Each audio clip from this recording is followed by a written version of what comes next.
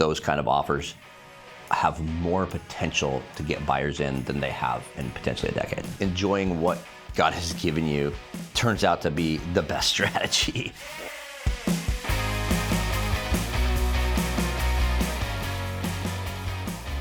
Brandon, let's do this. Dude, I love the fact that we get to serve people in a really highly impactful space. Everybody has to live in a house. If you own a house, it's usually one of the biggest investments. People ask us all the time, like, what's happening in the real estate market? It's a complicated, complex answer, but how would you answer that right now? Yeah, it is. It's really complicated, and there's a lot of nuances to the real estate market and a lot of oscillations in between it. But as it pertains right now, we saw a really big move towards the upside of the average home price in 2022. Since 2022, we've kind of seen a stabilization in the Kitsap County area and just like sideways movements. So give us numbers. So yeah, absolutely. 2020 to 2022, what was the climb in terms of like median sales price? It went up pretty significantly. So median sale price between 2020 and 2022, we would see anywhere between like a $500,000 home median up to about a $650,000 to $700,000. Which is where it kind of stabilized in 2022. Yeah, and that's a pretty significant jump. Yeah. We saw that in many different areas as days on the market demand, significantly decreased in days on the market from their averages. Buyers were really moving at a high velocity to get into homes at rapid rates and stuff like that. And of course that drives up demand. You have X amount of inventory, and then inventory was low, and then you have this increase in buyer demand. We haven't seen the same buyer demand, obviously, that we did in 2022, because that's a pretty significant outlier. For sure. However, we've seen stabilized home prices of that median. So if you have like this drastic jump up to 700,000, 650,000 Kitsap County area, we're actually seeing that stabilization over the last couple of years, which could tell us that buyer and seller has found a consensus on pricing. We are really balanced right now, which is surprising. We've been like strongly a seller's market for so many years that our entire U.S. culture has just gotten used to it being a seller's market. And it's certainly not a buyer's market right now, but it feels almost uncomfortably balanced compared to what everybody has kind of reached a status quo. Would you agree with that? I would agree with it on a statistical side. The analysis and the fundamentals would definitely express that. I'm really curious because you're kind of on the front lines, right? You're having the conversations, you're in there in the trenches with the people. Kind of what does it feel like when you're having these conversations with both the buyers and the sellers? Because the numbers tell us a story, but they don't complete the story. Like, where's the other side of this question? That's so true. Statistics only get us so far. That's why it's not just an art, it's a science, but it's not just a science, it's an art. And the crazy thing, to my first comment, the crazy thing about this industry and what we do selling houses is that we're not just dealing with a commodity like corn prices. We're dealing with people's actual, like, real heartbeat homes. This is where your children live. This is where your savings go. And so it's this nexus of like one of the most emotional and impactful and stabilizing and potentially destabilizing elements of an individual or a family's life that we're dealing with. And so there's a lot more than just statistics. So to answer your question, like, what's the actual, like, what are we really seeing out there? I think people feel like prices are plummeting, prices are coming down. That's the sense, particularly from sellers. Oh my gosh, my house isn't selling for what I wanted it to sell for.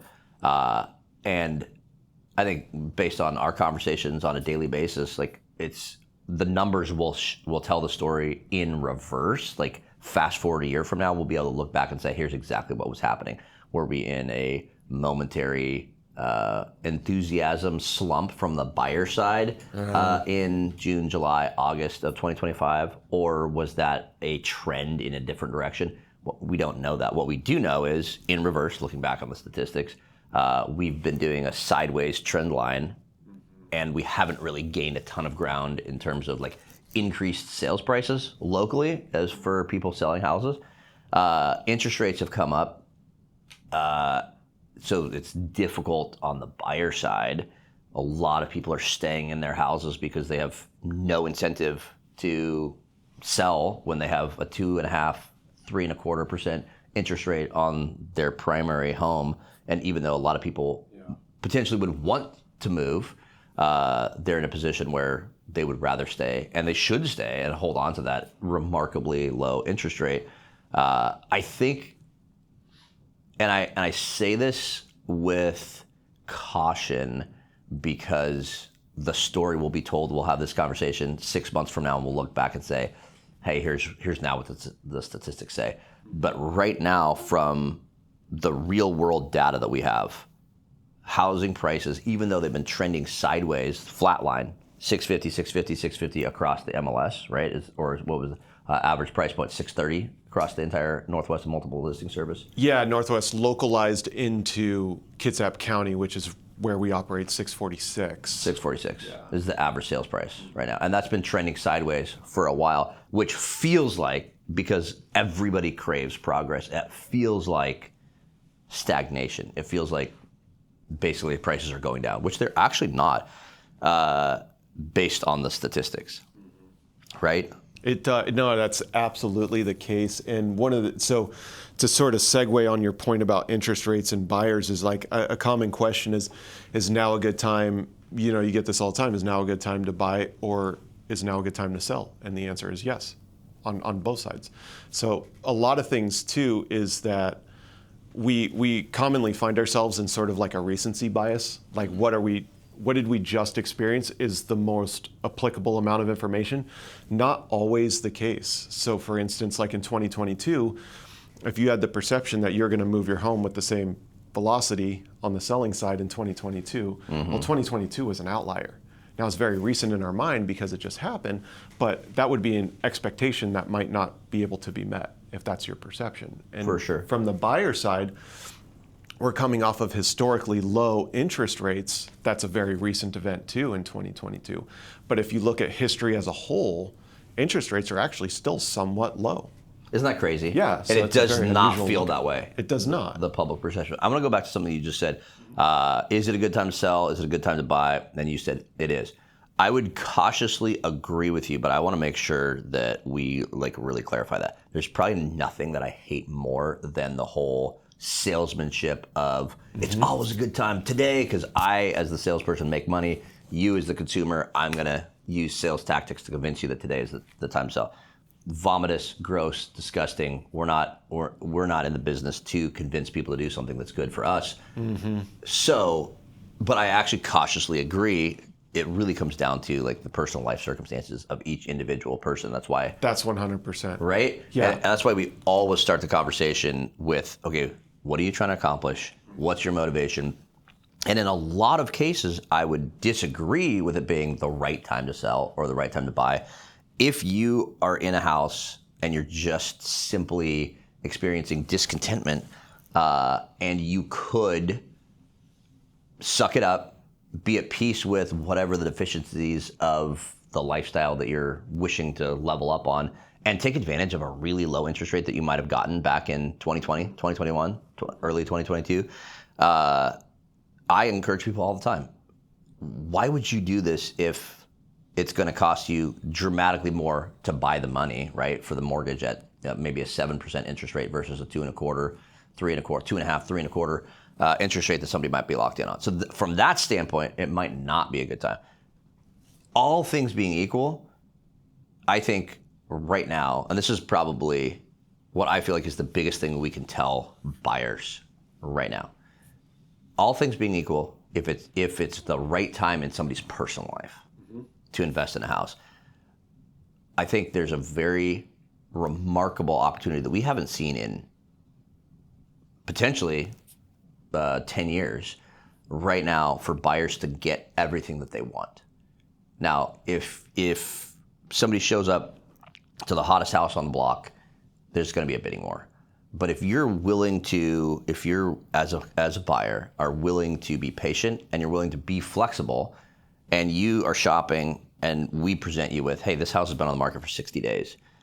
I think because of the general lack of like fervency and enthusiasm in the buyer market right now, the houses that are, for lack of a better way of saying it, the really sexy ones get a ton of attention, and 80% of the rest of the houses, and when I say sexy, that's a combination of both in excellent condition and also priced very aggressively, right? Those houses are getting all the attention, but I think there's a really unusual opportunity today, July 2025, to roll in, and if a buyer can be flexible, and when I say flexible, like be at peace with losing a few offers, we could put in either a low offer or we stack, like I was talking with a client yesterday, we stack $500,000 house. It's been sitting on the market for 60 days.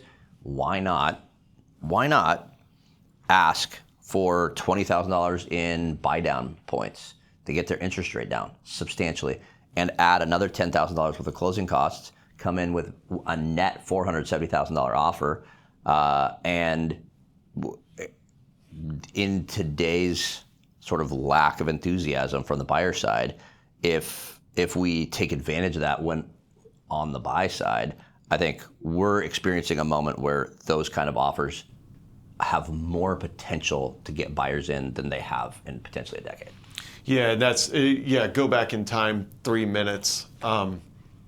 Disclaimer, the yes to the buy and the sell side is a data point alone. Like, this is not a unique circumstance to everybody. These are just macro lenses that, as a data analyst, I look through. You see frontline information that's very different. Like, as an agent, you find yourself in a very different circumstance. You can find yourself as both an agent and in the same conversation become a therapist, a financial advisor, all inside of the same hour. Yeah. And you use those tools, that information, from what I've seen, to create a bigger picture for a more isolated situation. And I've seen you say, hey, I don't think that now is the right time for you. Are you sure that you want to make this decision? Is this what you should be doing right now? So it's a very different sphere that you kind of operate in than I kind of operate. It's like, okay, from a data point, it's like historically this, and here's where we're trending, and here's what it looks like. But yeah, and so on the other side, common days on the market, right, is your days on the market is a spread that we use to determine where is demand flowing, right? And you had mentioned from a buyer standpoint, a good strategy is, if you have a property that's been sitting for a while, you have a leverage approach that you can kind of work. But at the same time, properties are also selling. So if you're on a selling side, it's, there's no reluctance to actually say, hey, is it going to happen here? Because in the grand scheme of things, if you go any time period, like from this to that, you could always, hindsight is always 20/20, and it's really easy. We could be having this conversation today, and 2 weeks from now it could be completely different. Trying to have this sort of optics into the future is very difficult. Like you said, these are very case-by-case scenarios. What we're working with does sort of seem to be incongruent with both sides, though, in the same direction, where both sides, buyer and seller. Yeah, absolutely. So, and I mean, I think in a lot of people's perspective, it seems kind of like a doom and gloom scenario, depending on which side you're on. But in reality, it's actually, there's a lot of brightness to the real estate market right now. There's a lot of really positive. And what would you say are the bright spots? I agree 100% with that. But what would you say is the brightness that you're seeing in the market? Those two strategies. So I won't get into client specifics, but scenarios that we've encountered recently is that we have people who are able to list their house for top dollar in comparison to where that trend has been. So you have that, we had that giant jettison upward in price movement. From 20 to 2022. And then you had sideways. So if you feel like, well, I missed the rush of 2022, well, not necessarily, because from the seller side, those prices are still kind of trending in a sideways pattern, give or take seasonality, which has waves. But the crazy rush of 2021, and it was, I feel it's kind of like the crash of 08. And we saw that hit the real estate market substantially in 09. And when did the actual market crash? Was it 07? Yeah, so the beginning, so 07 was still our uptick, and then November of 2008 was when the sirens started to kind of flare, and then you see price pullbacks in '09 drastically. So there's where you had your 35% decrease in pricing. In '09. Yeah. Right, which is exactly... Giant glut of inventory. Which is exactly what we experienced. In 2021, we've never, in U.S. recorded history, we've never seen the level of like frantic bidding wars and prices skyrocketing happen in 2021. Yeah. Statistically, we see that reflected in 2022. But by the end of 2022, it was as if somebody just let off on the gas and everybody sort of shifted forward from momentum because it went from frantic to very stable, and we've experienced various fluctuations of that ever since then. And by the end of 2022, people were like, wait, we were so used to the bidding wars, now it feels like the sky is falling, and in reality, this is a fairly stable market. So boots on the ground, like real world experience, what we're seeing is there's always a window of value. So we're going to come in and somebody that says, hey, it'll sell for this exact price, except in this situation where there's a large identical development, and they were all built in 2012, they're all 2020 builds, except for exact same footprint, large neighborhoods with a lot of statistical data. It's just not, I defy anyone to say this house should sell for this exact price. It's just not how it works. There's smell variations, there's view variations, there's neighborhood variations. So even with the exact same houses, and on a week by week basis, there are fluctuations in buyer enthusiasm, right? That shouldn't really change the value, but the actual unique idiosyncrasies of a house. So that brings me to the conclusion of what we always do is we give our clients a window. And in this slower market, we have been tending to price at the higher end of that window. And that strategy has worked quite well up until quite recently. And right now, I think our new listings, we're having the exact opposite conversation with our clients. And we're saying, hey, this has been the strategy that we've been using up until the market has shifted in the last few weeks. And we're recommending pricing at the lower end of that window right now. But 4 weeks ago, 3 weeks ago, 2 weeks ago, we were making a different recommendation. And here's the crazy thing. I think this is one of the most difficult things for any of us in the hot seat of this is my life investment, these are my finances, this is my home, to see. But all things being equal, if we were able to kind of take a X-ray vision or an MRI vision of what's actually happening, listing at 25, if the window is 675 to 725, listing at 725 and selling at 680, or listing at 675 and bidding up to 680, all things being equal, you still got the top value. And the biggest psychological game that I see happening is if we try for a higher price point, then it feels like we're being like a seller's being injured by that price creeping down. And the crazy statistical fact at the moment with what we're seeing, we might have a different story fast forward 6 months, but what we're seeing is the housing prices are still trending sideways, average 646 across Kitsap County, and that's not fluctuating. So the unique individual experiences of, hey, let's try a listing at a higher price point and then dropping and dropping and dropping, it feels like the sky is falling. It feels like you're losing $50,000 when in reality, this isn't necessarily always the case, but as a general rule, the house is going to sell for what it's going to sell for because the market will bear a certain price, right? That's absolutely, yeah, that probably the most correct statement it's the market's going to determine what the price of your house is, and that's really what it is. And like what you said about how we were kind of approaching things on the higher end of that price window, and now we're kind of making the pivot, is that you got to be able to make that pivot. When market circumstances change, when the reality sort of shifts, you have to shift with it so you can stay at sort of the forefront of that strategy. Always keeping yourself at just basically the best thought process you can go into and to strategize how to move your home or how to buy a home, right? So going back to where's the buyer advantage now? Well, if you were back in 2022, the buyer nuance, the obstacle to overcome was 9 other offers. Now it might not be the case. Now you might be the only offer they've seen in 30 days. Right. So that's a buyer advantage that we didn't necessarily have in 2022. So both sides kind of sort of gained an advantage, lost an advantage, maybe in various different ways. But you have to be able to pivot. And like you said, where you would normally come in if you have a price window of 680, 725, is that if you hit that 725 to start, maybe there's like a mental obstacle you have to overcome to be prepared for that pullback. And I think that one of the things that we have in our mind is that, well, every time I do a price reduction, I'm losing money. That's money I could have had. Not necessarily, because it was never realized. Exactly. And so what you're trying to do is you're trying to move this ping pong ball up and down the table of the market until the market agrees with what you're trying to achieve.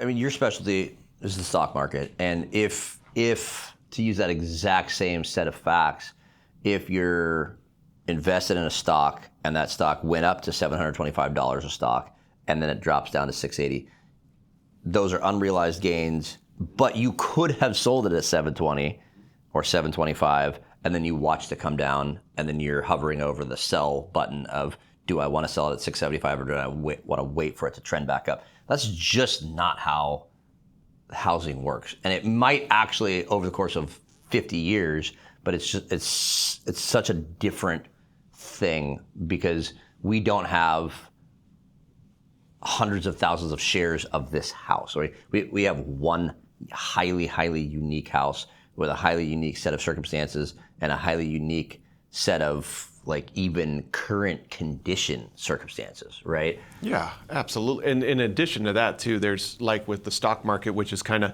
it's connected to the housing market, but there's also disconnects. There's a very high emotional element that you have dealt with on a regular basis as it comes to buying and selling a house. Like you could have one person who simply have multiple homes and they're selling one of their investment properties, not that much of an emotional element. Or you could have somebody who's selling their house to downsize that they raised their kids in, that they lived in for 40 years. Most people that sell houses, they have a deep lifestyle and heart level connection with the actual physical commodity that's being sold. Right, and then on the buyer side, you get a person who falls in love with this house, they put in the offer and maybe it gets accepted, but for some reason or another, it ends up falling apart. And they're like, the discouraged emotional aspect that you have to sort of grapple with on the regular basis. When you're dealing with prices, you're dealing with an emotional disconnect because you're hyper focused on these number scenarios that move stock market prices where you have an unrealized gain at X amount and then you pull back. To go back to that, the reality of the situation is that if you bought a stock at $100 and you sold it at 680, did it go up to 725? It sure did, but your realized gains are still significant if you held it for that X amount of period of time and actually got appreciation from the price. So it's not like you necessarily lost 50,000 or whatever that equation would equate to, but the psychology of it still feels like a loss. It's not a realized loss, but it still kind of feels like one. So it's tough to combat. For sure. I think one of my biggest recommendations for people that own houses is not just simply to sit back and let the market do the work. In the case of owning a home versus the stock market, when you own stocks, there's nothing you can do unless you own the company to manipulate whether your stock is going up or down. There's a ton that homeowners can actually do with this huge investment that they have to gradually chip away at maintaining the value and being a step ahead. And that's probably one of the coolest things about a house being an investment is if you're irresponsible or incapable, and sometimes it's not your responsibility, sometimes it's like an actual physical incapacity, but if you don't maintain your home and have a regular improvement plan for a home versus the next door neighbor with the exact same floor plan, exact same set of circumstances from a geographical standpoint, who's gradually chipping away and keeping that house in impeccable shape and keeping it up to some level of up-to-dateness, not necessarily like every trend, right? Those two homes can have a dramatic difference on the return on investment. And I would say that right now, with the lack of enthusiasm that we're seeing on the buyer side, I've been saying this for a decade, the market blesses perfect. the people that have invested significantly into keeping their homes in tip-top shape, like I just have like a sixth sense about that when I walk into a home or walk onto a property. It's so obvious to me instantly whether somebody just fixed it up to sell or whether somebody's been putting effort and integrity into every detail of home ownership for a long period of time. And the excellent, well-maintained, well-updated homes are getting an unfair share of the profit. And the homes that haven't experienced the same level of upgrades and integrity in home ownership are getting an unfair punishment in today's sort of lack of enthusiasm on the buyer side on the market. Curious, so on that, what is sort of, if you walk into a home, like let's say you have two homes and they're on the same block, from a number standpoint, they're identical. What's sort of like a telltale sign where you walk into one and you're like, we put lipstick on this thing to get it to sell? And what's like in a very strong, this person has integrity? Is it as easy as, oh, I can spot that and I know where that's where we just sort of slap some paint on this guy, or we got this one over here and we're like, yeah, this one used professional contractors, they did all the right stuff, they've been doing their maintenance. Is there any sort of those like light bulb standouts where you know that's the case? That's such a good question. Okay, so I'll give you an example. From last weekend, I showed two houses. These were a really low price point, and it galls me to say that $425,000 is a really low price point, but it is at the moment. So we're in downtown Bremerton. I showed two houses. I think one was $390,000, and one was $425,000. Very similar homes, very similar square footage of the home, very similar. They were within a quarter of a mile of each other in downtown Bremerton. One house was cluttered, had super outdated furniture, like they still lived there. And you could just tell by walking around that these guys had put so much thought, integrity, and like pride of ownership into the house. And a few of the things that told you that are A, landscaping. You can really tell the difference between a really fast, quick and dirty landscaping spruce up versus throw some mulch on the $100%. top of the weeds. And there's nothing. Like, the thing is, if you haven't nerded out on your landscaping and you want to sell the house, do the quick and dirty. Like, there's nothing wrong with that. Right. But when you walk into a property and you immediately can tell, oh my goodness, there have been decades of thought and pride of ownership put into the exterior of this home. That's the first thing that I notice when I walk on a property is landscaping, fencing, and exterior of the home. If you have siding that has not been maintained well over decades, and then you put a coat of paint on it in the last, frankly, it could be a house flipper or a homeowner that's trying to get it ready for sale, or it could be the fact that you bought a house that was poorly maintained before. But when you walk up to a house and you see fresh paint over deep flake paint like imprints, you can tell when paint has flaked off and then it's got fresh paint, and it's great, fantastic. I'm so glad it has fresh paint now, but you can absolutely tell there was a season of this house's existence where the siding has had significant sun damage and weather damage because it wasn't painted properly. The list could go on and on. Trim is probably one of the biggest things. You can walk into a house and instantly tell from the light switches and the trim whether this house has been filthy for most of its existence in the last many years and it just got cleaned up. So if a house has been filthy and you're buying an investment property, if you repaint and then recaulk in your bathrooms and some of the trim, and then you replace your light switches and your plugs, that will go light years to almost subconsciously upgrade the sense of, hey, this used to be in significant disrepair. A lot of times people clean up everything else and they leave nasty trim transitions and old light fixtures and switches.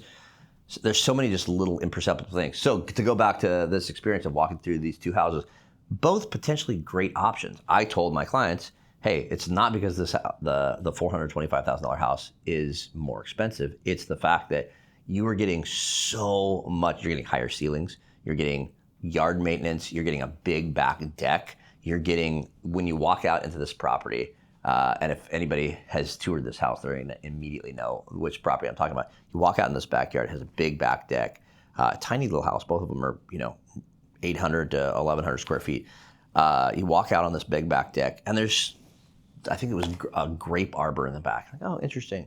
But when you look a little closer, you realize, oh, there's something under that grape arbor. And you walk back there, and there's this big man cave underneath this pavilion that's covered in a grape arbor. You pull the grapes back and you walk in, there's a huge TV and easy chairs sitting around and an outdoor kitchen. You don't have that in a house that's been stacked up with junk and treated in an irresponsible way. There's all these little imperceptible added values. And here's the crazy thing. You pay $425,000 for a house that has all of those extra things. The entire basement, it was obvious that they'd poured a ton of thought into organizational closets and all these things. It wasn't fully finished. The amount of time and money that they invested into that, they will never get dollar for dollar back. So if you haven't done all those things and you haven't been living large on your little property and enjoying every element of it, don't go do all those things, because it'll cost you $150,000 to try to do it fast to catch up with that person. So the $380,000 house versus the $425,000, there's no amount of money that could be thrown at that $380,000 to make it compete with that $420,000 and walk away with it being a profit. So what they did at the $380,000 house was totally the right choice. But you walk in, first of all, you can't inexpensively change low ceilings, but fresh paint and a backyard that has all gravel in it, nothing necessarily wrong with that at all. But it's obvious that somebody, whether it was the homeowner or a house flipper, doesn't really matter, was doing a quick reskin. And again, if that's the right price point and that's what you're looking for, that can be an excellent option. But the two side by side, somebody poured their whole life into experiencing pride of ownership and loving that property.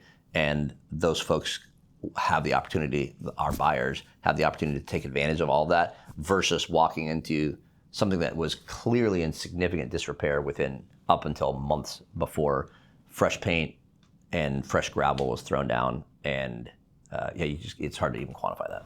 That's where kind of was thinking about it as you were kind of running through that. The art overcomes the science in prices. There's just things that you can't put on a data sheet. Probably you've walked into a house where we put together a market analysis on what we believe the house should go for, right? Yeah. Just based on various different statistics, various different comparable sales in the area.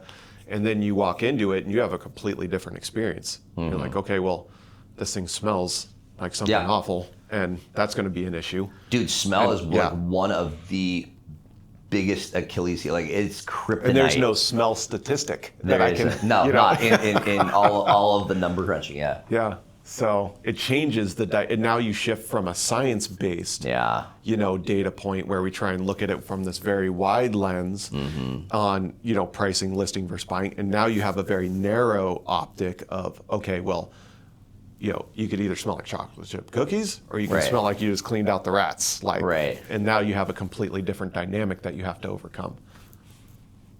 Yeah. It really changes the scenario up, and that's kind of where in these questions that we have commonly with housing markets, it's difficult. You could have two identical houses and then you have different situations. You have integrity, not integrity. And those are really hard to quantify those changes. You know what I mean? Until you're actually in that trench firing the bullet to figure out exactly how it's going to land. Bro, 100%. So where the rubber meets the road, just to land this conversation for today, if somebody is out there, they have a home and they're trying to figure out, how do I absolutely maximize the value of my property? Number one, living large and loving what God has given you with that property and that little geographical stamp that we have on the world. You get to own that place and living in it large and enjoying everything about it is going to manifest itself in it being a better investment. Just like that little $425,000 house in downtown Bremerton that had the man cave underneath the grape arbor. Enjoying what you have, like that, it's almost like the Christian life, like enjoying what God has given you, turns out to be the best strategy. Yeah, it does. If you're looking to sell your house, there's going to be a lot of unique things that we'll walk in and we'll coach them on. But specifically, the macro level, enjoying it and making the best of what you have is one of the best ways to maximize your investment. Somebody that is thinking about buying right now, I can't get away from, and I'd love your thoughts on this, I can't get away from, there's this looming fear, and I don't mean like out there in the world, like even in my own mind, but out there in the world as well, of the market crash. What happens when the next 2008 crash happens? What if I buy today and this is the absolute top of the market?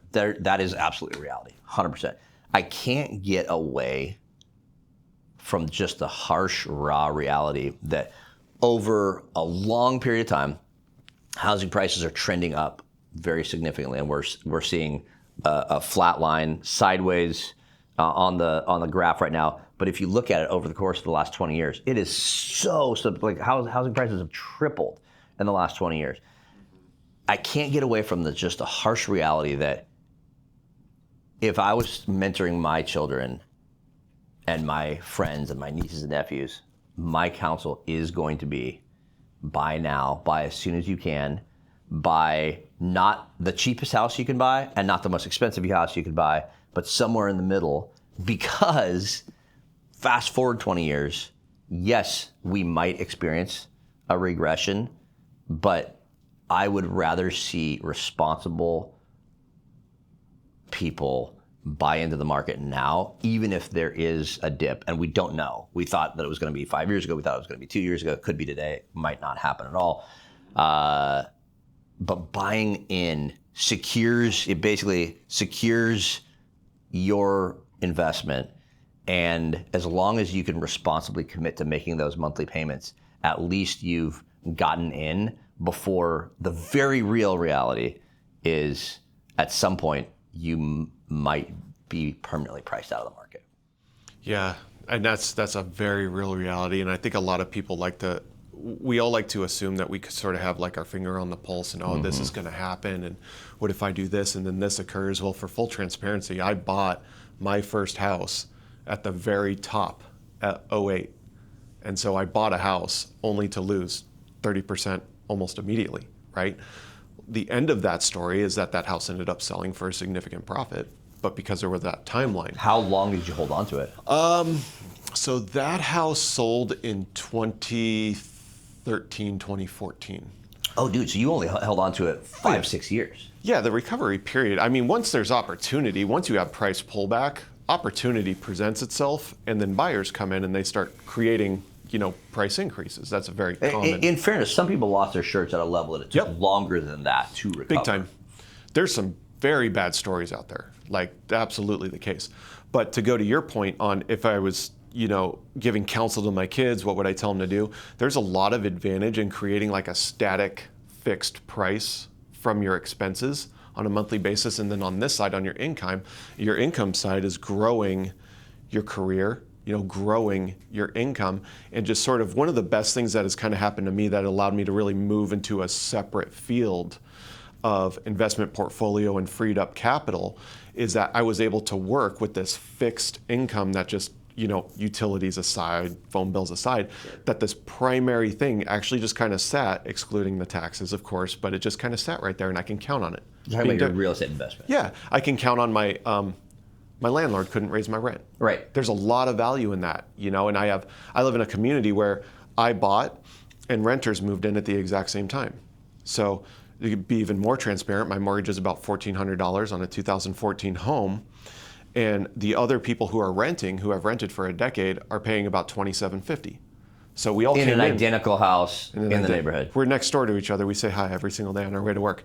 And so we have a renter, and his position was actually kind of where my thought was in 2014 was the market's going to crash again. I don't know if I should do this, but I took the leap and then moved into purchasing my second home. They had that exact same mindset, and they took a different route, and they chose to rent. And now here we are, $1,400 and $2,750 later, and I have the same conversation with them almost once a week. Like, we're still waiting for a good time to buy. So that kind of goes into what you were saying, is that over this period of time, it's not so much about what happens tomorrow, but what happens and what's your trajectory over the next 10, 20 years. Yeah. What's that time Yeah. horizon actually Yeah. look like for you? And then you can kind of make more educated decisions because you've just expanded the amount of time you get to work inside. Dude, that's a great life, like real life parable. Thanks for sharing that. Yeah, of course. All right, we'll do this again soon. Yeah, love it.